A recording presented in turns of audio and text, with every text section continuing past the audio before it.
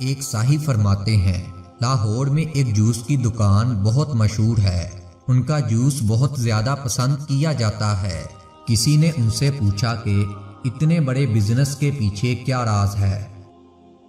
تو وہ کہنے لگے گلاس کے ساتھ گلاس فری۔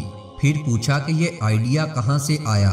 تو انہوں نے کہا میں شروع میں کنو مالٹے بیچا کرتا تھا، 2 روپے کے درجن اور درجن میں 13 کنو دیا کرتا تھا۔ لوگ کہتے تھے درجن تو 12 کی ہوتی ہے، میں کہتا تھا میری درجن 13 کی ہوتی ہے۔ درجن میں 12 دینا ایک بزنس ہے اور 13 دینا اس بزنس میں برکت ہے۔ درجن میں ایک زیادہ دینا آپ اپنے گاہک کے لیے نہیں کر رہے، وہ آپ اپنے رب کے لیے کر رہے ہیں، یہ اس کی رضا کے لیے ہے۔ کسی نے کیا خوب کہا ہے کہ اپنے رب سے بزنس کر لو، کبھی کم نہیں ہوگا۔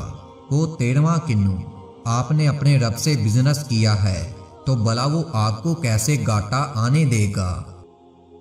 بغیر منافع کے کچھ کرنا ہی اصل انسانیت ہے۔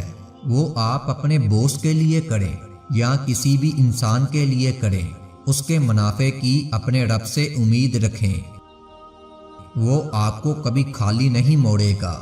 جو شخص اللہ تعالیٰ کے راستے میں 1 دیتا ہے تو اللہ تعالیٰ بدلے میں اسے 10 دیتا ہے۔